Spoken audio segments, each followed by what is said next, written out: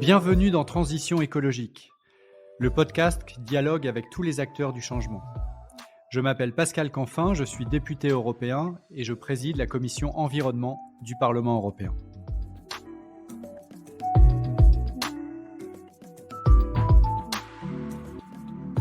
Dans ce podcast, je dialogue avec des responsables politiques, des chefs d'entreprise, des militants de la société civile et nous soulevons ensemble le capot de la transition écologique.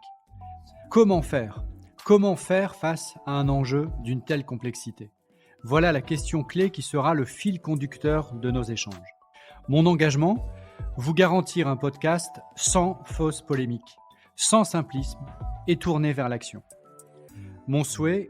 Créer de l'intelligence collective pour gagner la bataille de la transition écologique.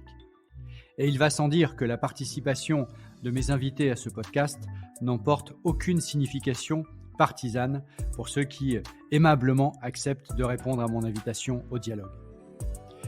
Je remercie le groupe Renew Europe pour le soutien apporté à la réalisation de ce podcast.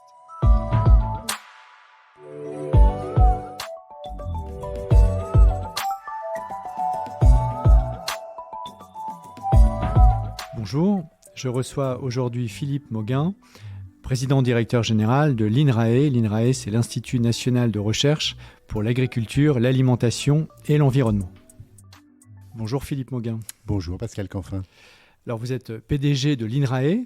L'INRAE, comme je viens de le dire, c'est un institut national public qui n'est pas forcément très connu des Français. Et donc, si vous pouvez nous le présenter, nous rappeler ses spécificités, sa valeur ajoutée, ses missions en quelques minutes. Alors, l'INRAE est le fruit d'une fusion entre deux organismes de recherche. L'INRA, qui était connu dans notre pays et aussi au niveau international, et un autre organisme qui est descendant du CEMAGREF.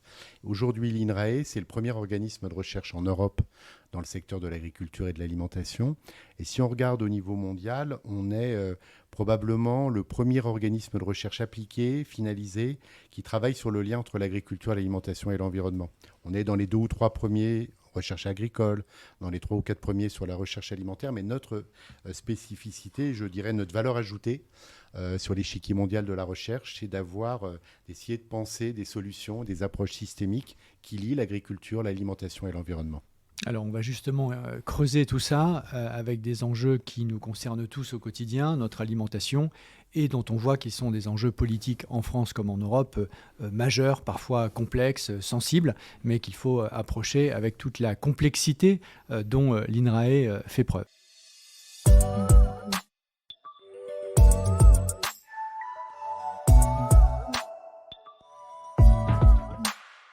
Je voudrais commencer peut-être par une grande question liée à la guerre en Ukraine et à l'invasion par la Russie de l'Ukraine il y a maintenant 10 mois. Quelle est votre analyse sur les conséquences en termes de sécurité alimentaire pour nous, Européens, et bien évidemment au-delà, en commençant par les pays du voisinage, notamment du Maghreb? Est-ce qu'il y a un vrai risque à l'approche de l'hiver? Et est-ce que, selon vos analyses, cela entre en concurrence ou pas avec le Green Deal, la transition agroécologique à l'échelle européenne? Alors le choc de la guerre en Ukraine qui arrive, il faut le rappeler à nos auditeurs, après un autre choc, qui a été le choc de la pandémie, Covid, dont on n'est pas complètement sorti au niveau mondial, on est plutôt sorti au niveau européen, qui a eu un effet, on n'a pas trop senti en Europe parce que nos filières alimentaires ont bien tenu le choc. Donc une forme de résilience qu'on peut saluer, on fait qu'on a, à part les tout débuts des périodes du confinement, on n'a pas vu de façon perceptible l'effet de la pandémie. Par contre, dans beaucoup de pays du monde, ça a rajouté de la tension. Le nombre de personnes qui souffrent de la faim a malheureusement augmenté depuis le début de la crise du Covid. Donc il y a cette crise forte à laquelle succède la crise de la guerre en Ukraine, effectivement un impact qui est perceptible sur le Moyen-Orient, principalement. Pas sur l'Europe. Alors sur l'Europe, l'effet de la guerre, on l'a senti sur le prix de l'énergie, évidemment. Tous les concitoyens européens l'ont senti, et tous les acteurs économiques, mais l'agriculture qui consomme de l'énergie est impactée. Les engrais, on le sait, azotés, qui sont directement issus de process avec du gaz et qui étaient produits notamment par la Russie et par par l'Ukraine ont vu leur prix augmenter. Donc l'agriculture mondiale, l'agriculture européenne est impactée par la crise. Le risque d'insécurité alimentaire, il est majeur pour des pays comme les pays du Moyen-Orient. Je pense notamment à l'Égypte, qui avait une forte dépendance à l'importation de produits d'Ukraine, de céréales d'Ukraine.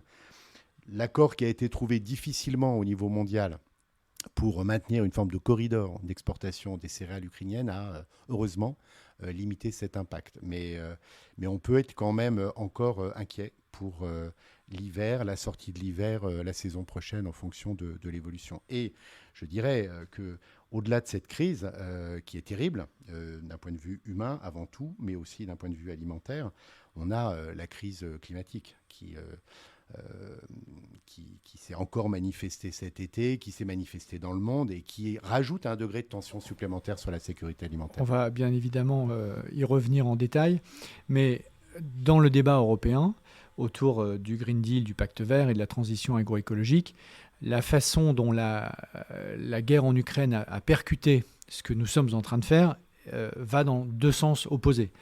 Le premier sens consiste à dire, puisqu'il y a un risque d'insécurité alimentaire et il y a une baisse de la production d'accès sur le marché, à la fois la production russe et la production ukrainienne, alors il est plus qu'urgent d'arrêter le Green Deal, d'arrêter la baisse des pesticides, d'arrêter de restaurer des écosystèmes au lieu de continuer à produire sur des terres agricoles, etc. etc.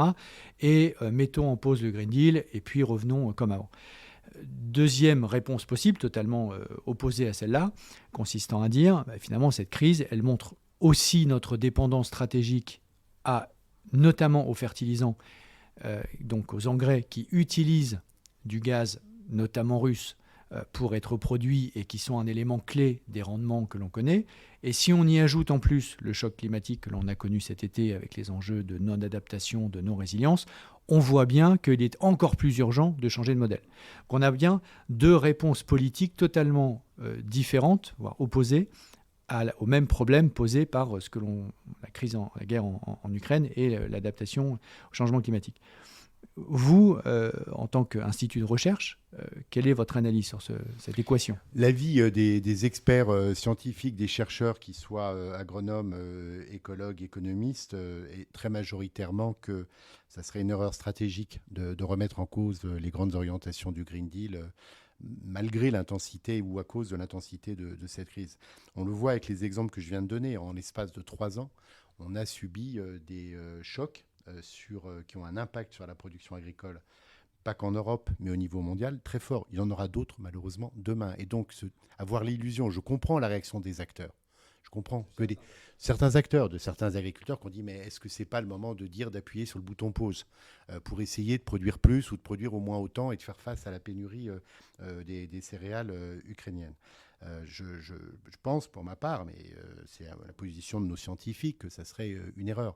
Qu'il y ait des aménagements sur tel ou tel point qui ait pu être discuté, je peux le comprendre. Mais d'avoir cette illusion, cet espoir un peu naïf que c'est la dernière crise, on se donne 3 ans et après ça ira mieux, malheureusement, c'est pas ce que les experts prévoient. Et donc, ce qu'il faut, au contraire, il faudrait accélérer la recherche sur les transitions agroécologiques, c'est-à-dire, mais avec bien l'idée d'être performant. Évidemment, il n'est pas question, et c'est peut-être là qu'il y a besoin de clarifier le débat.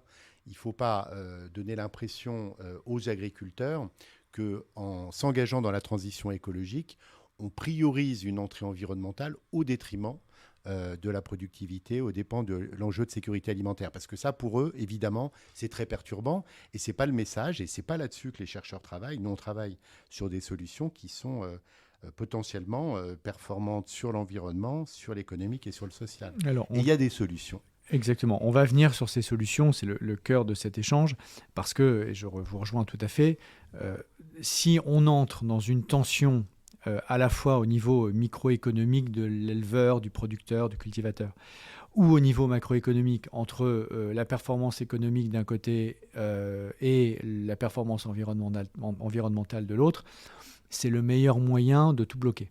Donc il faut qu'on arrive à trouver les solutions technologiques, réglementaires, contractuelles, etc., qui accompagnent les producteurs, les agriculteurs dans leur transformation et qui leur garantissent à la fois des revenus et aussi, in fine, de la production sécurisée pour nous, consommateurs. Donc si on se fixe cet objectif-là, qui est de réconcilier précisément et de ne pas tendre cet arc, parce qu'on considère que c'est la mauvaise théorie du changement, qu'il faut au contraire les réconcilier, si vous deviez donner 2, 3 grandes priorités, grandes solutions, grandes propositions qui sont aujourd'hui expertisées, analysées, promues par l'INRAE, ce seraient lesquelles ?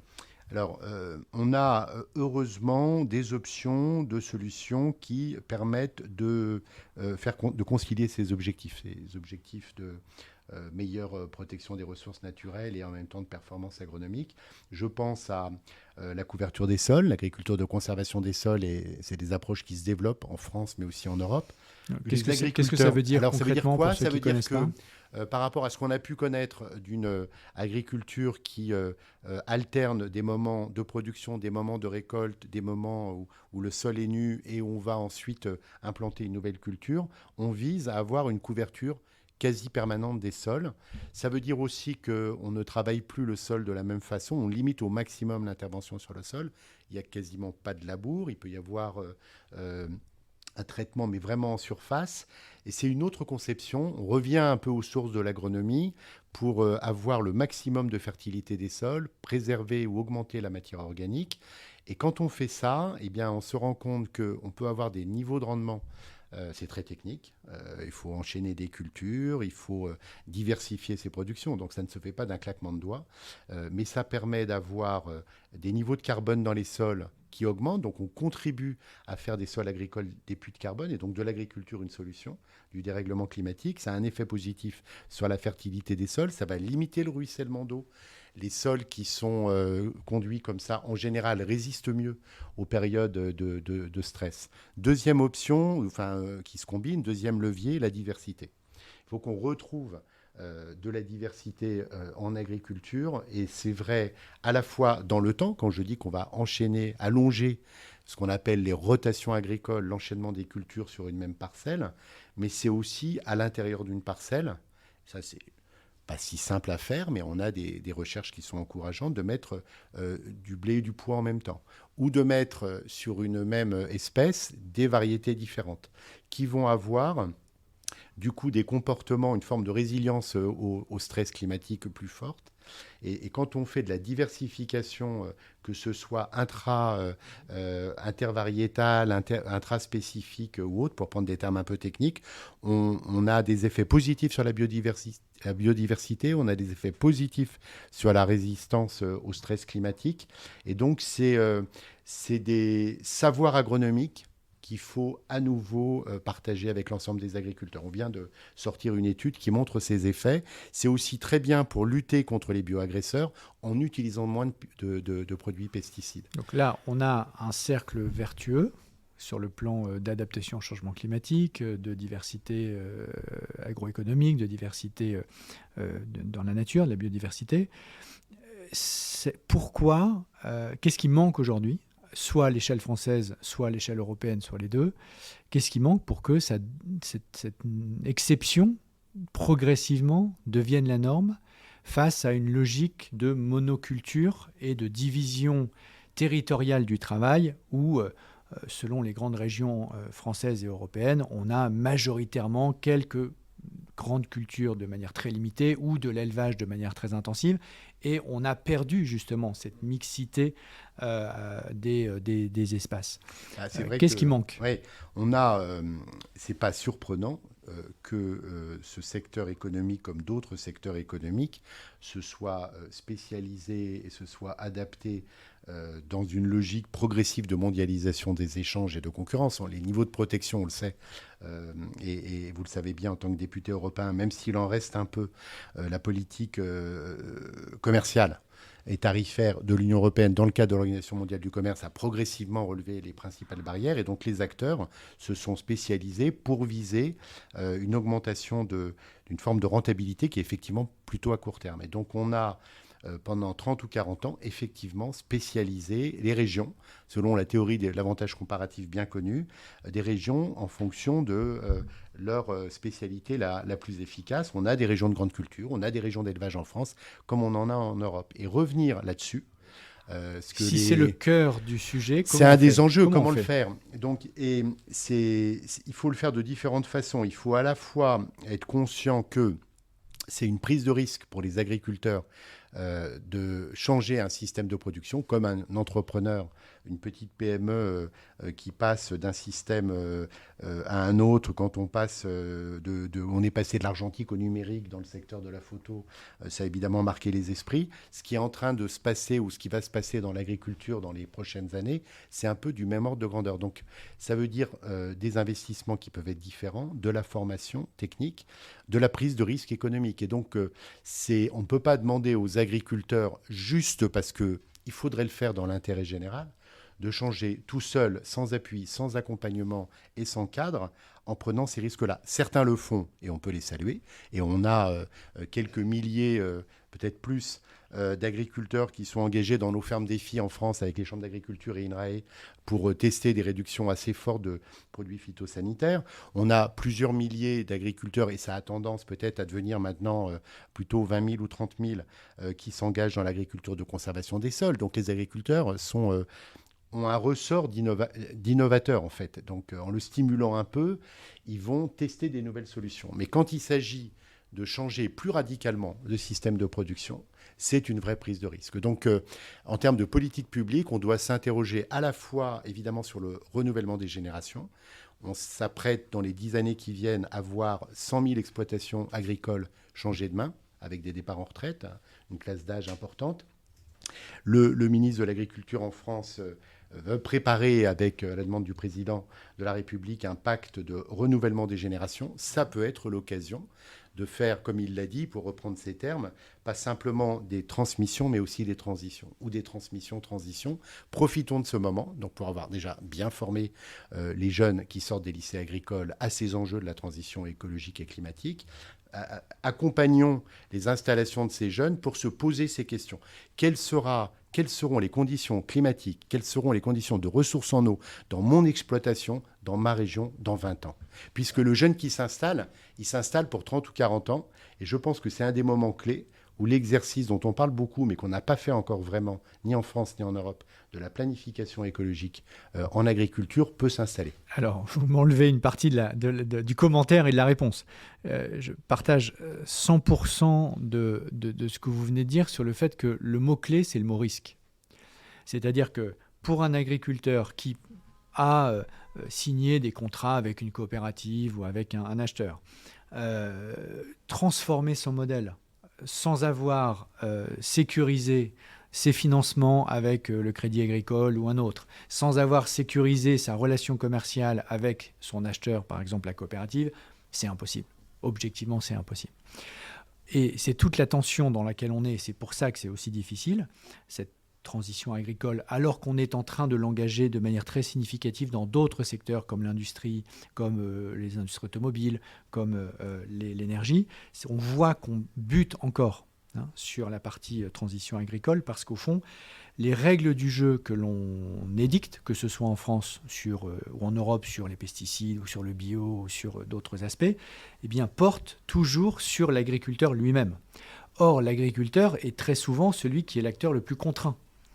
Donc c'est pour ça que moi je plaide pour une approche complémentaire à celle-là qui contractualise avec les acteurs clés d'une filière ou d'un territoire la capacité à engager et à dérisquer, si je reprends le terme technique, cette transformation. Je pense qu'il faut, et la recherche et l'innovation peuvent accompagner à la fois les acteurs, mais les politiques publiques pour essayer de dérisquer les agriculteurs et les accompagner dans cette transition. Donc nous, on teste ce qu'on appelle des territoires d'innovation à l'échelle des territoires. Je vais prendre un ou deux exemples. Alors, on a 7 territoires d'innovation qui portent sur, en fait, 7 thématiques différentes et complémentaires. Premier exemple, la métropole du Grand Dijon. s'engage dans la transition alimentaire, donc veut promouvoir et prendre des engagements concrets pour adapter les cantines scolaires et donc la partie alimentation des populations et les cantines publiques pour s'approvisionner sur une échelle plutôt territoriale, du Grand Dijon et de la Bourgogne, mais en contractualisant avec les coopératives et les agriculteurs pour que ça soit sur des produits issus de l'agroécologie. Et donc, ce qui est une prise de risque pour les agriculteurs, faire plus de protéines végétales, développer des légumineuses, devient possible, imaginable, parce que la coopérative les accompagne et même les incite, et qu'elle est elle-même en train de contractualiser une partie de ses débouchés avec les collectivités locales. Donc, c'est INRAE qui fait l'animation et le pilotage scientifique de ce projet. Un autre exemple, Nouvelle-Aquitaine, les producteurs de Bordeaux et les producteurs de cognac sont évidemment concernés à la fois par le défi du climat, comme tous les viticulteurs de France et d'Europe, et le défi de la sortie des pesticides. Et donc, on a conçu avec eux et la région Nouvelle-Aquitaine un programme assez concret avec des laboratoires pilotes qui sont répartis dans les bassins pour tester les solutions qui vont permettre d'adapter ces vignobles aux prochaines décennies au changement du climat et à tester des cépages plus résistants, etc. Troisième exemple, le Grand Ouest de la France. On a 3 régions qui se sont mises ensemble avec un pilotage INRAE également, là pour faire la mutation à la transition des filières animales. Comment on peut aller vers plus de bien-être animal, depuis la naissance des animaux jusqu'à l'abattage, en ayant une qualité maintenue, une réduction des impacts environnementaux. Et donc chacune des régions teste une filière. Donc les Pays de la Loire sont sur la filière volaille, avec une coopérative chef de file et la Chambre d'agriculture. La Bretagne sur la filière porc et la Normandie sur la filière bovin-lait. Et donc, il y a des échanges d'expériences entre 3 coopératives, 3 chambres d'agriculture, INRAE et l'ensemble des parties prenantes. Les organisations welfaristes qui défendent le bien-être animal sont bienvenues et ont participé à la discussion sur les cahiers des charges cibles. Okay. Et on est en train d'associer les grandes surfaces. À la fin des fins, qu'est-ce que ça donne ? À la fin des fins, on est en train de faire bouger les cahiers des charges production avec une négociation avec les grandes surfaces qui sont acteurs du projet pour pouvoir payer un petit peu mieux le surcoût qui va arriver de telle ou telle modification de pratique. Voilà, c'est des projets de laboratoires territoriaux, mais quand même à grande échelle. Et ça, mon message pour le député européen, président de la Commission environnement, il faut le développer à l'échelle de l'Europe. La Commission commence de soutenir les Living Labs, ce qu'on appelle en mauvais français les Living Labs, et on est pas mal impliqué là-dessus, mais je pense qu'il nous manque ça, des démonstrateurs territoriaux à l'échelle de l'Europe pour l'agriculture qui s'engagent dans la transition agroécologique.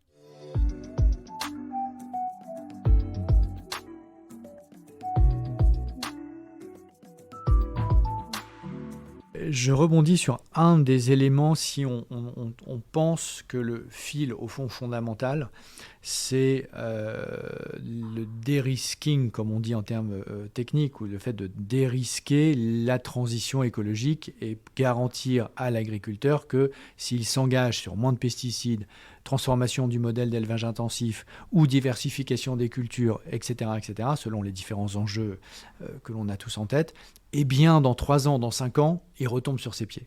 Je pense que c'est ça la bonne façon de poser le problème. Alors, si on entre sur les différentes façons de dérisquer, je voudrais en prendre une qui peut être présentée ainsi, mais pas forcément. C'est la question qui a animé l'actualité récemment, des bassines. Est-ce que vous avez un point de vue là-dessus ? Sachant que je vais donner le mien pour que vous puissiez rebondir, être d'accord ou en désaccord, c'est de dire, si les bassines sont là pour garantir à l'agriculteur que tout va continuer comme avant et qu'il est inutile de changer puisque la bassine sécurise l'accès à l'eau, elle est contre-productive. Si en revanche, c'est un élément qui dérisque précisément la transformation et que qu'il y a une condition d'accès à la bassine et donc à l'eau sécurisée en lien avec des changements de pratiques culturelles, des changements territoriaux qui font que tout d'un coup l'eau est sécurisée mais on en a moins besoin et du coup le stress a diminué et finalement on a tous gagné, eh bien alors la bassine aura été utile. Voilà ma vision des choses. Et la contractualisation avec l'agriculteur, la conditionnalisation de l'accès à l'eau. C'est précisément ça que prévoit la loi française dans les protocoles, dans les Deux-Sèvres, pour les bassines qui a fait parler d'elle il n'y a pas si longtemps. Les protocoles sont en cours d'écriture. Donc, je voulais savoir si vous, en tant qu'INRAE, vous étiez associé à ces processus, d'une part, et d'autre part, quelle était votre vision de ça? Alors, on n'a pas été directement chargé de l'expertise des projets de bassines. C'est nos collègues du BRGM qui l'ont fait et qui ont été, je pense, attentifs à ce que les conditions de prélèvement en période hivernale soient soutenables par rapport à la durabilité des nappes.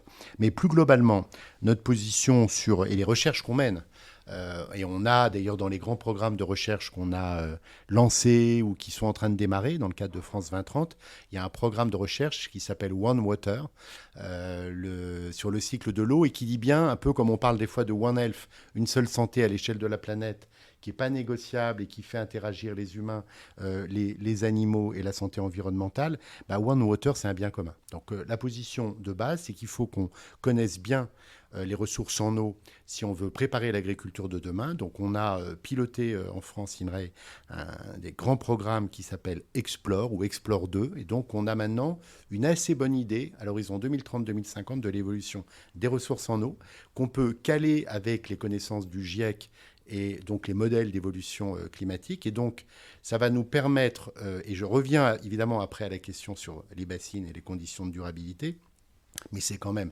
important de savoir si on veut préparer l'agriculture de demain avec les agriculteurs et notamment les jeunes qui s'installent, de connaître le cadre d'évolution, parce qu'on n'est pas dans un cadre fixe. Et donc, on se projette en 2030, 2050, on dit, voilà l'évolution du climat, voilà l'évolution de la ressource en eau. Cette eau, cette ressource, c'est un bien commun. Elle doit être évidemment mobilisable pour les citoyens comme eau potable. Elle doit être mobilisable pour les agriculteurs. On le sait, mais il faut le rappeler, il n'y a pas de photosynthèse sans eau. S'il n'y a pas de photosynthèse, il n'y a pas de produits agricoles, il n'y a pas d'alimentation. Donc c'est légitime qu'une partie de l'eau, de ce bien commun, soit réservée à la production alimentaire qui nous revient et qui nous nourrit. Après, on sait aussi qu'il y a des techniques d'économie d'eau qui sont mobilisables, qu'on a des systèmes de production qui sont plus gourmands en eau. Dans 2030, il y a des zones où ça sera difficile de faire du maïs. On aura probablement intérêt à shifter vers d'autres productions qui amèneront du revenu aux agriculteurs, qui amèneront de l'alimentation aux animaux et de l'alimentation aux humains. Donc c'est ça qu'il faut faire. Et c'est malheureusement dans des moments de tension, comme on en a vécu récemment, mais comme on peut en vivre dans d'autres pays. La guerre de l'eau n'est pas limitée évidemment à la France. En Espagne, c'est également très compliqué, dans d'autres pays du monde aussi. Et donc, ça va être des sujets de plus en plus tendus au fur et à mesure que les stress hydriques vont augmenter. Donc, il est vraiment important, me semble-t-il, d'avoir une approche qui soit d'abord calée, posée sur la connaissance des ressources en eau, la connaissance des besoins, des logiques de bassin, où l'ensemble des acteurs sont réunis autour de la table. Et après, il faut défendre la légitimité de l'usage de l'eau pour l'agriculture, mais de l'usage raisonné. Et il y a des marges de réduction qui sont très substantielles. Et comme vous le dites très bien, si on donne des garanties à 20 ans de maintien de la ressource en eau sur des systèmes de production, ça ne va pas forcément inciter à l'innovation.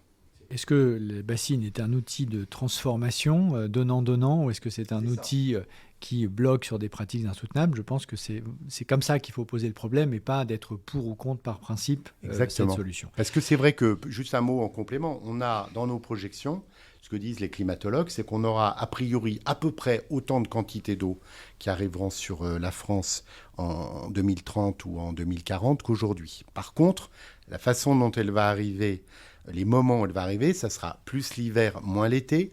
Il y aura un déséquilibre qui va s'accentuer entre les parties nord et les parties méridionales. Et donc le partage de l'eau, l'organisation, l'adaptation, l'évolution des systèmes de production va être décisif. Qu'on ait après des retenues d'eau qui soient discutées, concertées entre acteurs pour permettre une forme de sécurisation, si les prélèvements se font au bon niveau. Et on va rendre prochainement une étude sur la façon d'évaluer les prélèvements d'eau qui sont soutenables l'hiver pour constituer ces réserves, sans mettre en risque les ressources en eau pour le restant de l'année. Voilà, avec un peu de science, un peu de conscience et de science et de débat, je pense qu'on peut arriver à sécuriser ce sujet.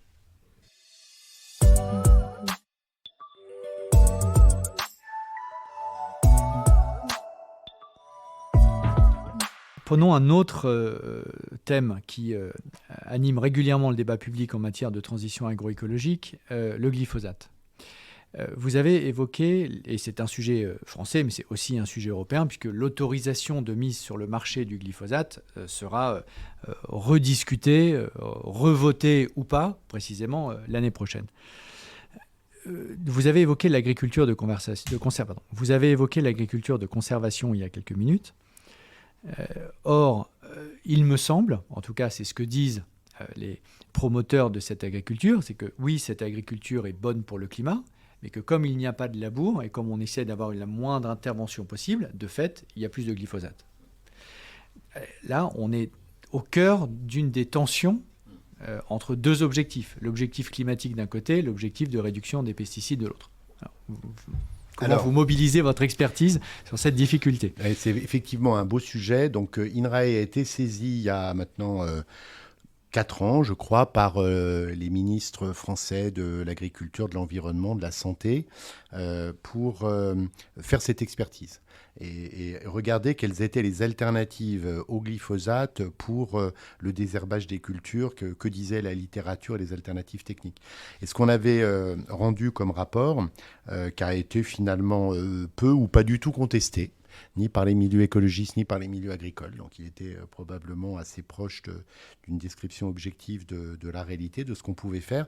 C'est qu'il y avait des alternatives, dans la plupart des cas, qui pouvaient quand même avoir des coûts un peu plus élevés, ou souvent un temps de travail un petit peu plus élevé que la référence glyphosate.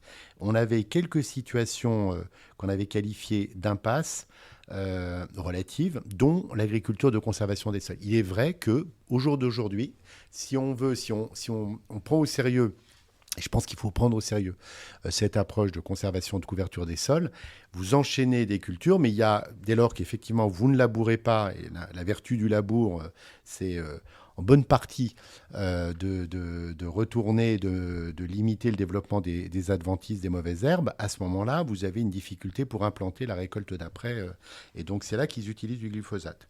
Donc, on travaille, INRAE, sur les différentes impasses. Alors, ça représentait, par rapport à toute l'agriculture française, peut-être 10 à 15%, 20% maximum des volumes de glyphosate. Mais quand même, c'était un vrai sujet. Et le gouvernement français en a tenu compte, puisque ensuite, il y a eu un travail qui nous a été demandé pour aller un cran plus loin et faire l'évaluation du coût de la transition ou des alternatives sans glyphosate filière par filière. Donc on l'a fait pour la viticulture, pour l'arboriculture, pour les grandes cultures. Et on a pu évaluer de façon assez fine, c'était la première fois. Je pense qu'on faisait un travail à l'échelle européenne aussi précis que ça. Combien ça coûterait en plus à un viticulteur du Languedoc, de Bourgogne, etc., de se passer complètement de glyphosate? C'était quelques pourcents de marge brute. Mais après, voilà, qui le prend en charge dans un marché ouvert, concurrentiel? Les gens ne sont pas précipités, les acteurs de l'aval, pour le prendre en charge. Et donc, ce qui a été fait par le gouvernement sur la base de nos avis, c'est qu'ils ont réduit, ils ont demandé à l'ANSES a réduit l'ANSES, qui est l'Agence nationale de sécurité sanitaire, qui est en charge des autorisations de mise sur le marché des produits phytosanitaires. Alors, il faut rappeler que les produits phytosanitaires, c'est un cadre communautaire, donc les principes actifs sont autorisés par l'Union européenne, mais les formulations de tel ou tel produit commercial dépendent des autorités des États membres. Donc c'est l'ANSES qui a réévalué les AMM, qui a annulé un certain nombre d'AMM. Étant une autorisation de mise sur le marché. Désolé, c'est vrai que c'est compliqué. Mais ça vaut le coup de rentrer dans cette complexité. Sinon, on n'arrivera pas à faire bouger les choses. Et donc, on a ces AMM, ces autorisations de mise sur le marché, ont été resserrées sur les usages qui étaient les plus compliqués ou les plus coûteux à substituer. Donc, normalement, dans les prochains mois, on devrait, j'espère, en avoir confirmation, c'est jusqu'à 50% de réduction des volumes qui pourraient être constatés. Pour la France et pas pour l'Union européenne. Alors, on travaille en recherche. La France quand même. étant très largement en avance sur ses voisins européens sur ce sujet. C'est vrai. Je pense que tous les pays n'étaient pas complètement convaincus. Il y a eu un débat à l'échelle européenne. OK, le glyphosate est un sujet. Est-ce que c'est la priorité absolue? Tout le monde n'était pas d'accord. Mais nous, on continue de travailler sur le sujet avec les agriculteurs qui sont engagés dans la conservation des sols pour voir si on arrive à trouver des plantes de couverture qui seraient destructibles. Alors certaines le sont au moment du gel quand il y a du gel, mais sinon qui pourraient être détruits par roulage pour qu'on on ne remette pas en cause leur approche. Donc c'est pas encore, on n'est pas au bout. Mais on continue ce qui est intéressant dans ce que vous dites, et ça va être la difficulté de la décision que l'on va devoir prendre l'année prochaine sur la non-réautorisation ou la réautorisation, c'est que le droit européen est fait de telle manière que l'on autorise ou pas une molécule, mais ensuite, une fois que la molécule est mise sur le marché, il n'y a aucune conditionnalité, aucune condition dans son utilisation.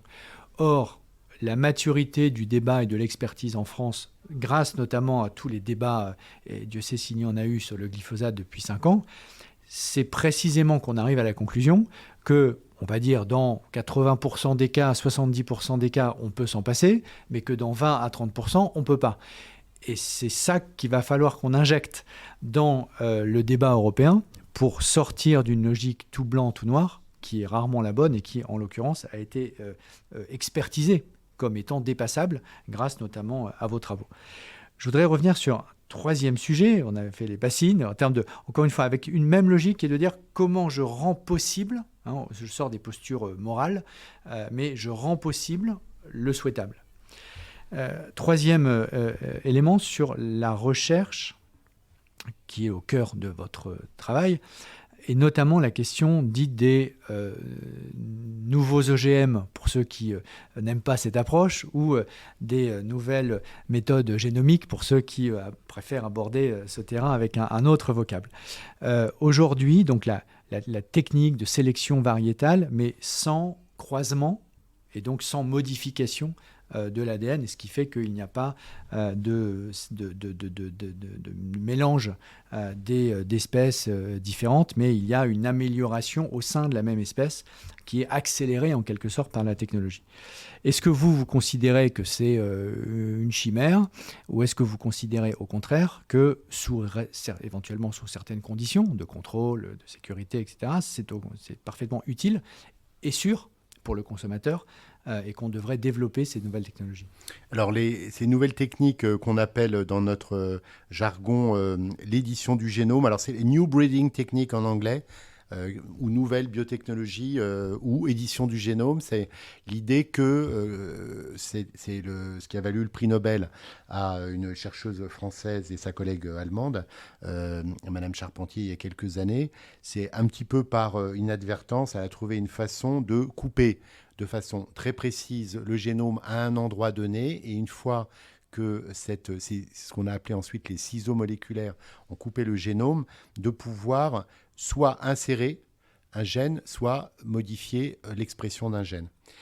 Et c'est plus précis que les techniques dites de transgénèse qui existaient, qui se sont développées au début des années 2000, qui ont été englobées sous le terme d'organismes génétiquement modifiés, qui sont régis par une directive européenne, assez complexe et assez drastique. Et donc tout le débat aujourd'hui, c'est de savoir si ces techniques qui sont postérieures à la directive doivent être assimilées, c'est le sens d'une première interprétation de la Cour de justice, comme des OGM de première génération, ou au contraire doivent être distinguées. Alors c'est compliqué, je vais essayer de simplifier un petit peu. Pour nous, les scientifiques, premier point, c'est des techniques qui sont très utiles en laboratoire pour comprendre et connaître le vivant, le rôle des gènes, indépendamment de toute application. Donc comprendre dans la complexité du génome quels sont le ou les gènes qui vont avoir tel ou tel effet sur la résistance au stress hydrique, sur les qualités d'un produit, c'est extrêmement utile. Donc nos chercheurs, c'est normal parce qu'on est dans les meilleurs organismes de recherche au monde dans ce secteur de la biologie végétale, comme leurs collègues, utilisent ces techniques. Donc je pense que là-dessus, il n'y a pas de controverse sur l'utilité d'avoir cette compétence scientifique et d'utiliser ces outils. Là où il y a le débat, c'est oui, mais est-ce qu'on peut les utiliser et comment qualifier les semences qui seraient issues de programmes de recherche qu'auraient utilisé ces ciseaux moléculaires?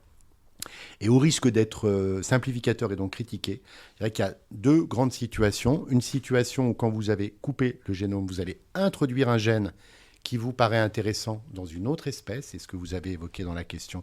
Et là, il me semble assez logique qu'on dise, dans ce cas-là, on est quand même dans une situation de transgénèse.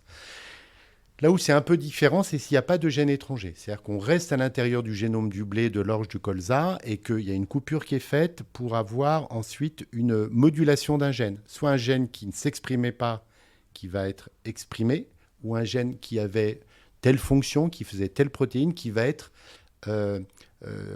neutralisé. Et ça peut être une façon de faire exprimer un caractère qui ne s'exprimait pas, qui pourrait s'exprimer. Alors, le débat est celui-là, hein. Dans la nature, il y a des mutations, des milliers et des milliers de mutations sur toutes les plantes, dans les champs, etc. Certaines vont être détectées, certaines vont être reproduites, d'autres ne seront pas vues.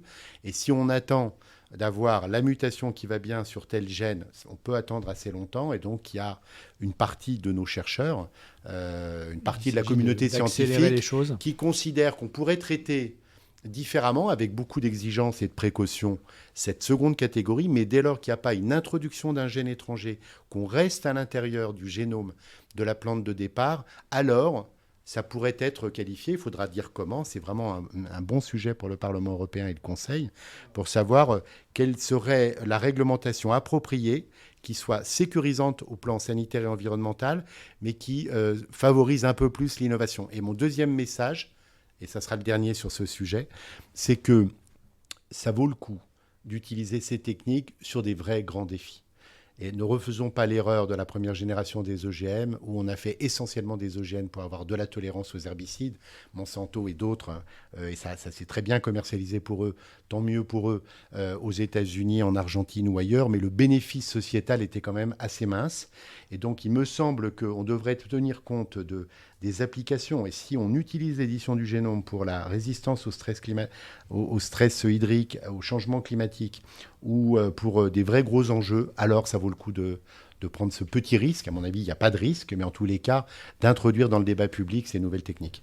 Alors, ça rejoint très fortement les premières analyses que nous avons, sachant que le texte réglementaire auquel vous venez de faire référence sortira au tout début 2023, proposé par la Commission européenne, puis ensuite sera négocié au Parlement européen et entre les États membres. Et donc, ces questions ne sont pas des questions théoriques, ce sont des questions que l'on va se poser de manière très concrète pour savoir si on crée ce nouveau cadre juridique, à quelles conditions, à quelle finalité. Et je vous rejoins tout à fait sur les deux grandes conditions que vous avez posées. La première, qu'il n'y ait pas qu'on reste bien dans la même espèce et qu'on soit au fond dans une accélération de ce que la nature fait déjà.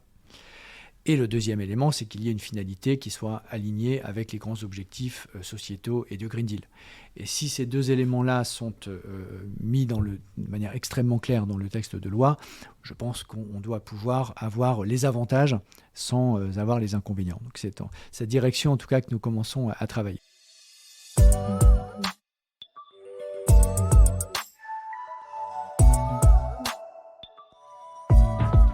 Tout dernier point dans les quelques minutes qui nous restent, sur la dimension financière de la chose. Parce que vous avez évoqué à plusieurs reprises le fait que ça allait coûter plus cher. Or, on est dans un moment d'inflation, pas d'abord lié au prix de l'agriculture, même si avec la crise en Ukraine, ça l'est un petit peu, mais c'est d'abord de l'énergie. Mais dire aujourd'hui aux Français, aux Européens, la transition agricole, c'est parfait et vous allez en plus prendre 20% sur tous les produits de base, en plus de ce que l'on connaît aujourd'hui, c'est difficilement socialement acceptable. Et donc, est-ce qu'à l'INRAE, vous avez travaillé sur les modèles économiques, sur les modèles financiers, sur les outils, là encore, du dérisking, ça fait partie des choses. Vous avez évoqué les contrats d'achat par les cantines, par les collectivités locales ou par la grande distribution. Donc, si j'injecte non pas de la technologie, comme on l'a fait jusqu'à présent, mais de l'économie et de la finance dans ce débat, quelles sont vos priorités et qu'est-ce qui serait vraiment transformationnel ? Alors, il faut, je pense, distinguer deux choses. C'est-à-dire qu'il y a le coût, la phase de transition, les 4-5 ans dont vous avez parlé. Alors, dans le secteur du bio, historiquement, l'Europe a mis en place des aides à la conversion qui accompagnent une phase de transition et de prise de risque, le temps qu'un producteur puisse avoir une rémunération de ses efforts par le marché. Il y a des hauts et il y a des bas, c'est plutôt un bas en ce moment sur le marché du bio, mais cette mécanique n'existe pas, on l'a dit, sur la transition agroécologique en dehors de la démarche du bio. Donc, je pense qu'elle est vraiment critique, cette phase, parce que on a ensuite, si on regarde les références des fermes pilotes, mais des agriculteurs concrets qui se sont engagés dans la transition agroécologique en France ou en Europe, on a des modèles qui sont très performants au niveau économique. Mais ils ont quand même complètement réajusté leur modèle. Ils se sont plantés certaines années, puis ils ont fini par trouver un équilibre. Quand ils arrivent à cet équilibre, en termes de rentabilité d'EBE, d'excédent brut d'exploitation, de comparaison entre exploitations comme les centres de gestion peuvent les faire, ils peuvent être parmi les très très très bons de leur département. Mais il y a eu cette phase de prise de risque. Donc ça, ma priorité... C'est plus cher. Alors, parce que la bonne nouvelle, c'est que ça veut dire que c'est soutenable sur le plan financier pour eux, à condition de dérisquer les fameuses 3 à 5 ans. Mais ensuite, c'est structurellement plus cher ou pas? Il y en a qui sont rentables dans des modèles économiques qu'ils ont trouvés. Ils sont rentables, ils ne font pas ça pour... eux sont rentables, mais pour le consommateur final, c'est plus cher. Alors, ils sont pour l'essentiel, pour ceux que j'ai à l'esprit qui sont sur des modèles de grande culture, ils ont diversifié leur production et ils vendent sur des marchés. Donc, ce n'est pas que des marchés, j'allais dire de bobos, qui coûtent plus cher. Mais je pense quand même qu'il y a... Après, ça va dépendre des productions. Il faut vraiment faire des analyses filière par filière et secteur par secteur. Il peut y avoir un petit surcoût, mais je pense que vraiment le point clé... Parce qu'après, on va retrouver les économies de charges opérationnelles, moins de produits phytosanitaires, moins de carburant, c'est aussi des postes d'économie. Je pense qu'ils ont des charges de personnel qui peuvent être plus élevées. Donc, c'est une difficulté quand on voit qu'il y a un agrandissement moyen de la taille des exploitations en France et en Europe. On est passé des 50 hectares aux 60, 70. La part des exploitations de plus de 200 hectares va passer à 20 ou 30% du nombre des exploitations françaises. Et il y a des raisons pour ça, pour essayer d'écraser les coûts. Et donc, dans ces exploitations-là, c'est vrai que de se mettre à de la transition agroécologique, se passer d'herbicides, etc., c'est extrêmement compliqué. Il faut réinvestir en termes de personnel, etc. Il faut trouver des personnes, il faut des personnes formées, etc. Donc ça c'est des poches de surcoût qu'il faut évaluer et identifier. Après, quand on regarde au niveau... Parce que nous, on regarde aussi le point de vue consommateur et la soutenabilité pour le consommateur. On est en France dans une situation où on a encore des exclus de l'alimentation, des gens qui sont en situation d'avoir faim ou de mal manger. Donc il ne faut pas que la transition agroécologique sur laquelle on travaille accentue ce déséquilibre. Au contraire, on montre qu'il y a des régimes alimentaires équilibrés, avec un rééquilibrage en protéines végétales, moins de protéines animales, plus de protéines végétales, des rations de fruits et légumes, qui sont compatibles avec le pouvoir d'achat des catégories les moins favorisées. Là aussi, il y a de l'apprentissage, il y a de la formation, il y a de la mise à disposition. Donc il y a un travail aussi à faire au niveau des collectivités locales. La restauration collective, évidemment, est un levier pour inciter le maximum de nos concitoyens à remettre en question ces pratiques alimentaires. Mais les produits les plus gras, les plus sucrés, qui sont très appréciés par les jeunes, sont encore les moins chers. Bien, on a ouvert beaucoup de tiroirs. Je pense qu'on a touché du doigt le fait qu'il existe un chemin qui peut être efficace sur le plan économique pour les agriculteurs concernés, tout en étant infiniment plus vertueux sur le plan environnemental, que ce soit sur l'eau, que ce soit sur les pesticides, que ce soit sur les sols, sur le climat, etc. Et je crois qu'on a besoin de ce message positif qui montre que c'est possible, alors que trop souvent dans le débat public, particulièrement sur la transition agroécologique, plus encore que sur d'autres sujets, on a l'impression que c'est de la nitroglycérine à chaque fois et que les choses sont polarisées. Donc je pense que c'est important d'entendre une voix experte qui nous dit qu'il y a un chemin et que c'est documenté par les travaux que vous réalisez. En conclusion, et encore merci pour ce message positif, Philippe Manguin. En conclusion, je voulais savoir sur une touche plus personnelle, ce qui vous inspire dans votre recherche justement de ce nouveau modèle agricole et alimentaire. Est-ce que c'est un espace, un paysage, un auteur Ah, d'accord. Ce qui m'inspire, j'allais répondre avant d'avoir la fin de la phrase. Ce qui m'inspire, c'est la rencontre avec les acteurs, avec les chercheurs sur le terrain et les agriculteurs. Et c'est franchement mon ressort, c'est-à-dire que comme vous l'avez très bien dit, les défis de notre planète, les défis qui sont posés à l'humanité sont énormes. On peut avoir à certains moments des moments de découragement ou ou d'inquiétude. Et à chaque fois qu'on revient sur le terrain, et j'essaye de le faire un peu tout le temps, discuter avec les chercheurs, les ingénieurs, les techniciens, les agriculteurs, on sent des puissants ressorts d'innovation, d'envie de se mobiliser pour le bien commun. Donc c'est ça qui me donne la pêche. C'est une très bonne conclusion. Merci. Merci beaucoup. Merci Pascal.